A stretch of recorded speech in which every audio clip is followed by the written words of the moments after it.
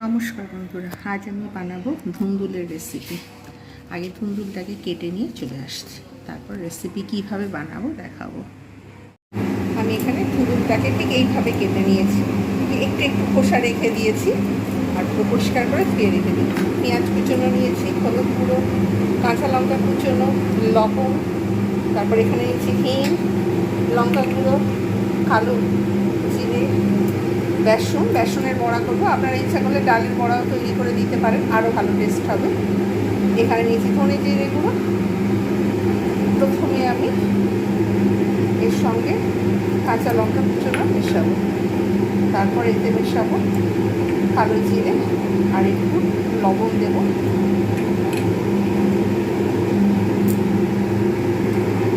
এবারে এতে একটু হলুদ গুঁড়ো অল্প একটুখানি দেবো। ব্যাস, এইবার এতে জল দিয়ে এটাকে ভালো করে কয়েকটা বড়া তৈরি করবো, বেশি নয়। ভালো করে ফাটিয়ে নেবো, ফেটিয়ে নিলে তাহলে বড়াটা সফট হবে।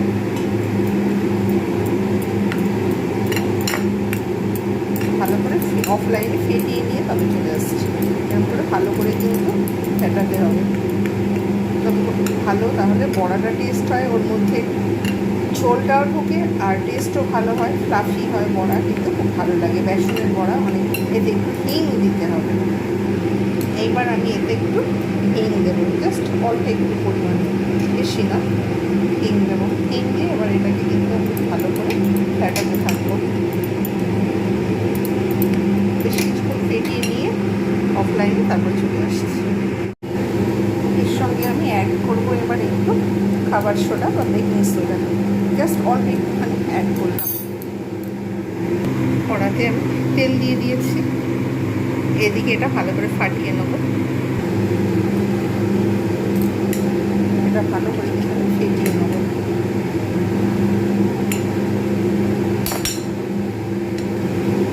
যে কোনো একটা চামচ ইউজ করতে হবে, ভালোভাবে ফেটিয়ে নেবো। কড়ার মধ্যে তেল গরম হয়ে গেছে, ভালো করে আমি কিন্তু বড়ার ব্যাটারটা আমি কিন্তু ভালো করে ফেটিয়ে নিয়েছি। এরকম ছোটো ছোটো করে বড়া করে নেব।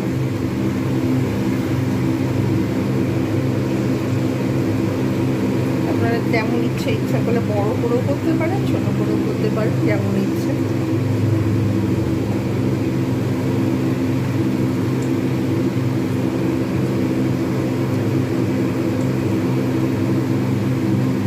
এইরকমভাবে প্রতিটা বড়া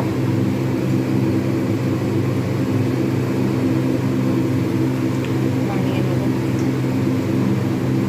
যখন কম সময় থাকবে তখন কিন্তু আপনারা এইরকমভাবে বেসন দিয়েই বানিয়ে নিতে পারবেন। আগে এই কটা ভেজে নেবো, ভেজে নিয়ে তারপর আবার ফের আরও ব্যাস সুন্দর। আজ আমি কিন্তু কমিয়ে রেখে দিয়েছি। এইবার সুন্দর একদম পুরো ফ্লাফি সফট, এরকম গোল একদম পুরো বড়াগুলো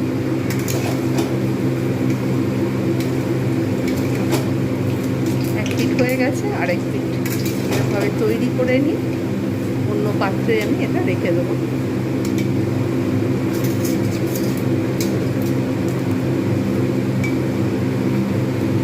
হয়ে গেছে, আর বেশি ভাজবো না।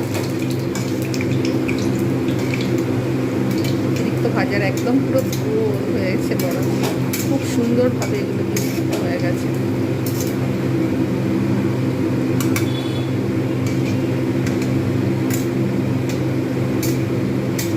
এবার আমি অন্য পাত্রে এগুলো রেখে দেবো। বড়াগুলো ভেজে নিলাম, যে তেলটা রয়েছে এতে দিয়ে দেবো পেঁয়াজ। পেঁয়াজগুলো আমি কিন্তু খুব ভালোভাবে ভাজবো প্রথমে। ধুন্দুল যেহেতু খুব নরম সবজি, তাই আগে পেঁয়াজটা ভেজে তবে এর সঙ্গেই ওকে ভাজবো। আপনারা ইচ্ছা করলে একটু আলু দিতে পারেন, তবে আলু যারা পছন্দ করেন না দিলেও কোনো অসুবিধে নেই। অফলাইনে পেঁয়াজগুলো আমি কিন্তু খুব ভালোভাবে ভেজে নিলাম। আঁচটা কমানো রয়েছে। এইবার আমি এর মধ্যে সব ধুলোগুলো দিয়ে দেবো। এগুলো কিন্তু আমি খুব ভালোভাবে ভাজবো। পেঁয়াজের সঙ্গে আমি কিন্তু ভাজতে থাকবো। আঁচটা কমিয়ে অন্যান্য মশলাগুলো আমি সঙ্গে দিয়ে দেবো।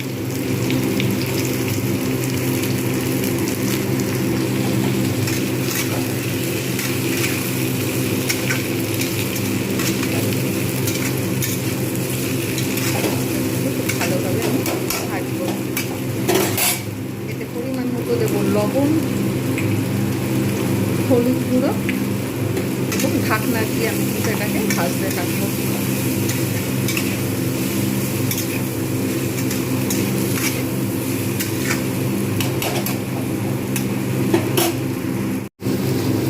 ভালোভাবে আমি ভেজে নিলাম ঝুলটা।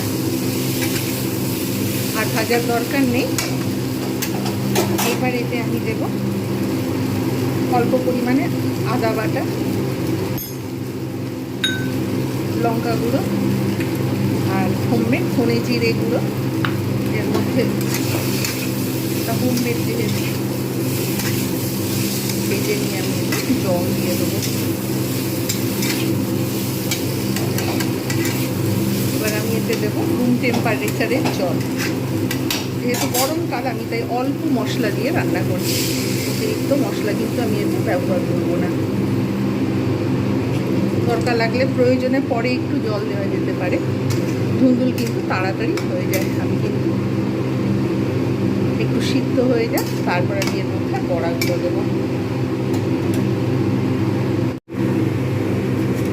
একটু বাদে ফিরে এলাম, সিদ্ধ হয়ে গেছে। আরও একটু সিদ্ধ হবে। এবার আমি এর মধ্যে বড়াগুলো দিয়ে দেবো।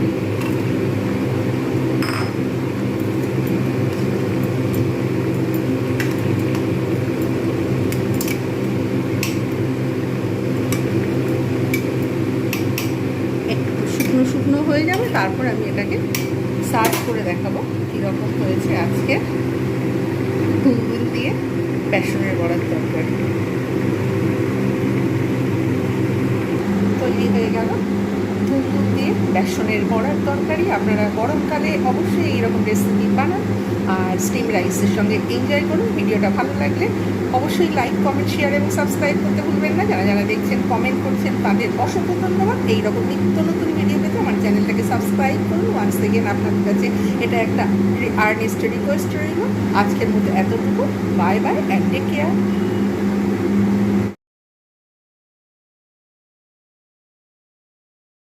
জ্ঞানং কর্মচ কর্তব্য ত্রিধৈব পুনর্ভেদতা উচ্যতে গুণসংখ্যানে যথাবশ্যনতান্নপি সর্বভূতিষু জৈনতম ভাবভব্যমিষ্যতে অবিভক্তং বিভক্তিষু তজ্জ্ঞানং বৃদ্ধি সাত্ত্বিকম পৃথক্কেন তু তজ্জ্ঞানং নানাভবন পৃথক বিধান বেত্তি সর্বেষু ভূতিষু তজ্জ্ঞানং বৃদ্ধি রাজসম যত্তু কৃষ্ণপদে তস্মিন কার্যে সত্যমহিতকম অতত্তার্থবদল পঞ্চ তত্তামসমুদাহৃতম নিয়তং সংগ্রহীতম নরাগদেশতকৃতম অফলপ্রেপ্সুনা কর্ম যত্তৎসাত্ত্বিকম উচ্যতে যত্তু কামসুনা কর্ম সাহংকারেণ পুনঃ ক্রিয়তে বহুলাসং তদ্রাজসং উদাহৃতম।